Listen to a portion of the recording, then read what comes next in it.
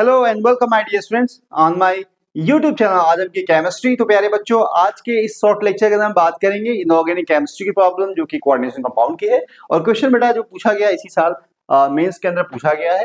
Problem में जो कहा जा रहा है आइडेंटिफाई करना है डायमैग्नेटिक ऑक्टाहेड्रल कॉम्प्लेक्स और आपको करेक्ट आंसर चूज करना है, यहाँ पे दिया हुआ है। अब अगर इस क्वेश्चन को करना है तो सबसे पहले आपको इस बात की जानकारी होनी चाहिए कि डायमैग्नेटिक कॉम्प्लेक्स से बोलते हैं। पैरा मैग्नेटिक के बारे में नहीं पूछा है, कुछ क्वेश्चन में पैरामैग्नेटिक बिहेवियर के बारे में पूछता है कि आपको सेपरेट करना है कि कौन सा पैरामैग्नेटिक बिहेवियर शो करेगा, कौन डायमैग्नेटिक। लेकिन यहाँ पे इस तरह की बात नहीं है।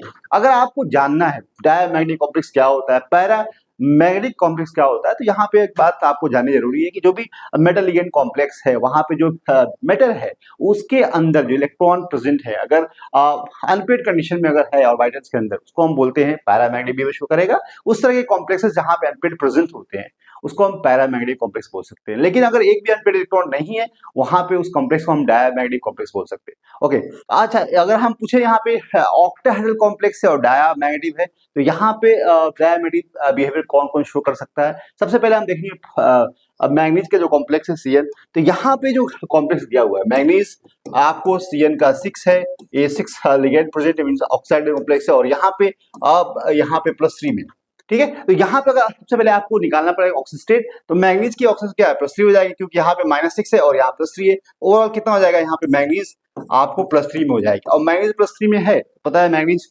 25 होता है और 25 है, वहां से 3 इलेक्ट्रॉन रिमूव करेंगे, D4 कंडीशन आएगी। तो यहाँ पे डायरेक्टली आप लिख सकते हैं 3D4 लिख सकते हैं, ठीक है। अब यहाँ पे देखें, आपको पता है डी में 5 ऑर्बिटल्स होते हैं और 5 ऑर्बिटल्स में स्प्लिटिंग इस पैटर्न में होती है, 2 ऊपर चले जाते हैं और 3 आपको नीचे चले जाते हैं। अब एक कंडीशन कब होती है, जब यहाँ पे मेटल लिगैंड के साथ जो कॉम्प्लेक्स बनता है ऑक्टाहेड्रल कॉम्प्लेक्स बनता है, उस तरह की स्प्लिटिंग होती है। और यहाँ 2 ऑर्बिटल जो कि यहाँ पे आपको पता होना चाहिए dx² y² है, dz² है और यहाँ पे dxy है, dxz है और यहाँ पे dyz है।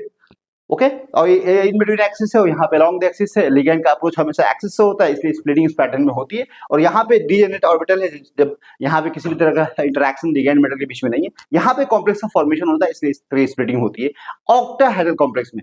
और टेट्राहेड्रल स्प्लिटिंग में जस्ट रिवर्स होती है, इस बात को पता है। अब यहाँ पे 3D4 कंडीशन है। अब देखो एक बात जरूरी है, अब ये जो बीच का जो गैप है ना वो डिसाइड करेगा कि इलेक्ट्रॉन ऊपर जाएगा या नीचे ही रहेगा। अब यहाँ पे जो लिगैंड जो फिल देखे, स्ट्रेंथ लिगैंड की देखे, जो स्ट्रॉन्ग लिगैंड फिल है, पैटर्न क्या होता है, ऑर्डर क्या होता है, स्पेक्ट्रोकेमिकल सीरीज से इसको आइडेंटिफाई किया गया है सारे लिगेंड को। सीरीज में आप उसको याद रखना, कार्बन, नाइट्रोजन, ऑक्सीजन और यहाँ पे बेटा आपको हैलोजन्स होते हैं, ठीक है। यहाँ पे आप हैलोजन्स इस पैटर्न में आपको जो है आप देख सकते हो कि ऑर्डर ऑफ आप कह सकते हो लिगेंड फील्ड की स्ट्रेंथ होती है। कार्बन के लिगेंड्स बहुत स्ट्रॉन्ग लिगेंड फील्ड शो करते हैं। और एक बात ये भी है कि जो स्प्लिटिंग होती है मेटल के ऑक्सीजन स्टेट पे भी डिपेंड करती है। मेटल का अगर नम ऑक्सीजन बढ़ेगा उस कंडीशन में अगर लिगेंड सेम है तो मेटल जहाँ पे हाई ऑक्सीजन स्टेट में होगा वहां पे क्रिस्टल फील्ड स्प्लिटिंग जो एनर्जी गैप होगा वो क्या करेगा, बढ़ेगा, क्योंकि यहाँ पे इंटरेक्शन बहुत स्ट्रांग होगा और जिसकी वजह से स्प्लिटिंग ज्यादा होगी, एनर्जी गैप ज्यादा होगी। जो एनर्जी दिख रही है आपको, इसको हम डेल्टा 0 बोलते हैं। अब यहाँ पे एक बात समझो, यहाँ पे इसको बारी सेंटर बोलते हैं, ठीक है। ये जो है आपको यहाँ पे इलेक्ट्रॉन्स की फिलिंग करेंगे। यहाँ पे जो 4 इलेक्ट्रॉन है, 1 इलेक्ट्रॉन यहाँ पे देंगे, इस तरह से आपको इलेक्ट्रॉन को फिल करना है। ओके, 1 इलेक्ट्रॉन यहाँ जाएगा, 1 इलेक्ट्रॉन यहाँ जाएगा, 1 इलेक्ट्रॉन जाएगा। लेकिन अगर यहाँ पे एनर्जी गैप बहुत कम है तो वहाँ पे हम कह सकते हैं इलेक्ट्रॉन यहाँ भी चला जा सकता है, क्योंकि उस एनर्जी जो है वहाँ पे उस इलेक्ट्रॉन के लिए अवेलेबल है, वहाँ इलेक्ट्रॉन जा सकता है। लेकिन अगर एनर्जी गैप बहुत ज्यादा होगा, क्योंकि लिगैंड फील्ड अगर स्ट्रांग होती है ना, तो उस कंडीशन में एनर्जी गैप बहुत ज्यादा होता है, डेल्टा 0 ज्यादा होने की वजह से पेयरिंग एनर्जी कम हो जाती है। मींस वहां पे क्या होगा, इलेक्ट्रॉन ऊपर ना जाके नीचे ही चला जाएगा। नीचे तो चला गया तो यहाँ पे कह सकते हैं नंबर ऑफ अनपेड क्या होगा, कम तो हुआ ना। और लेकिन यहाँ पे डायमैग्नेटिक बिहेवियर होने के, क्योंकि जो कॉम्प्लेक्स है, जो मेटल का जो ऑर्बिटल है, डी ऑर्बिटल, वहां पे जो इलेक्ट्रॉन प्रेजेंट है अनपेड कंडीशन में प्रेजेंट है, जिसकी वजह से यहाँ पे हम इसको बोलते हैं पैरामैग्नेटिक बिहेवियर शो कर रहा है। तो स्ट्रॉन्ग फील्ड लिगैंड है, साथ में यहाँ पे जो मेटल है हाई ऑक्सीजन स्टेट में है, उसके बावजूद भी आप कह सकते हैं कि यहाँ पे जो डायमैग्नेटिक बिहेवियर शो नहीं करेगा, क्योंकि सारे जो इलेक्ट्रॉन्स पेयर में होने चाहिए ऑर्बिटल्स के अंदर, तभी हम उसको डायमैग्नेटिक बिहेवियर शो करेगा, कॉम्प्लेक्स शो करेगा। यहाँ पे पैरामैग्नेटिक बिहेवियर, ओके। लेकिन दूसरे कॉम्प्लेक्स की बात करें, यहाँ पे जो दूसरा कॉम्प्लेक्स दिया है कोबाल्ट का जो है एमीन कॉम्प्लेक्स, और यहाँ +3 ऑक्सीजन स्टेट में है। तो यहाँ पे देखिए अगर, तो कोबाल्ट जो कि यहाँ पे एमीन का 3 और यहाँ पे 6 और यहाँ पे आपको पता है +3 ऑक्सीजन स्टेट में हो, और कोबाल्ट भी +3 ऑक्सीजन स्टेट में होगा बेटा। तो यहाँ पे पता है कि यहाँ पे कोबाल्ट का 27 होता है, 3 इलेक्ट्रॉन अगर रिमूव करते हैं वहां से तो आपको कितने मिलेगा, यहाँ पे 3d6 मिलेगा। और 3d6 अगर इलेक्ट्रॉन प्रेजेंट है तो आपको पता है कि यहाँ पे भी स्प्लिटिंग करेंगे 5 ऑर्बिटल स्प्लिट करेगा 2 और इस तरह से 3 और इलेक्ट्रॉन की फील्डिंग करेंगे। देखो लिगैंड फील्ड स्ट्रॉन्ग है, ammonia ligand strong ligand field है और यहाँ पे प्रोस्टिंग ऑक्सीजन में स्प्लिटिंग तो होगी, यहाँ पे भी क्या होगी एनर्जी गैप ज्यादा होगी किससे, आप कह सकते हो पेयरिंग एनर्जी, इसकी वजह से इलेक्ट्रॉन ऊपर नहीं जाएगा नीचे रहेगा। और इलेक्ट्रॉन कितने हैं 6 है, तो एक इलेक्ट्रॉन यहाँ चला गया, एक इलेक्ट्रॉन यहाँ चला गया, एक इलेक्ट्रॉन यहाँ चला गया, एक इलेक्ट्रॉन यहाँ जाएगा, एक इस तरह से आप देखेंगे तो यहाँ पे सारे इलेक्ट्रॉन्स पेयर में है और इसको हम बोल सकते हैं कि ये डायमैग्नेटिक बिहेवियर शो करेगा। तो आपको आंसर मिला है कि जो बी होगा डायमैग्नेटिक बिहेवियर शो करेगा।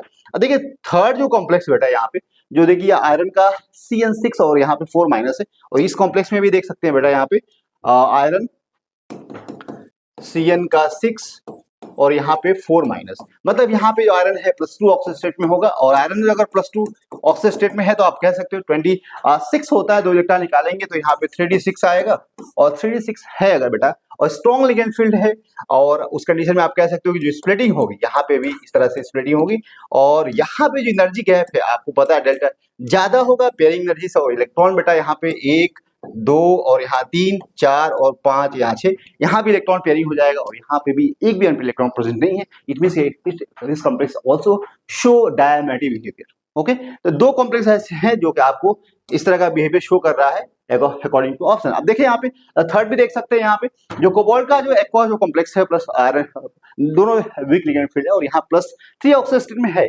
लेकिन वीक लिगैंड फील्ड में यहाँ पे पेयरिंग नहीं हो पाएगी और यहाँ पे हाई स्पिन कॉम्प्लेक्स बनेगा और हाई स्पिन कॉम्प्लेक्स बनेगा वहां पे आपको पता है कि अनपेयर्ड प्रेजेंट होगा। तो ये तो नहीं होना है, ये भी नहीं होना है। दो ऐसे आंसर नजर आ रहे हैं जो कि शो करेगा डायमैग्नेटिक बिहेवियर और यहाँ आंसर बेटा बी एंड सी आपको देखें तो फर्स्ट ही ऐसा है जो कि यहाँ पे शो कर रहा है B and C, that is correct answer. Okay, तो आई होप बेटा इस प्रॉब्लम को आपने समझ लिया होगा, कॉन्सेप्ट आपने जान लिया होगा और इसी तरह की प्रॉब्लम को देखने समझने के लिए आप मेरे यूट्यूब पेज को फॉलो कर सकते हैं आजम की केमिस्ट्री, साथ साथ आप इंस्टाग्राम फेसबुक मुझे इसी नाम से फॉलो कर सकते हैं। Thank you very much.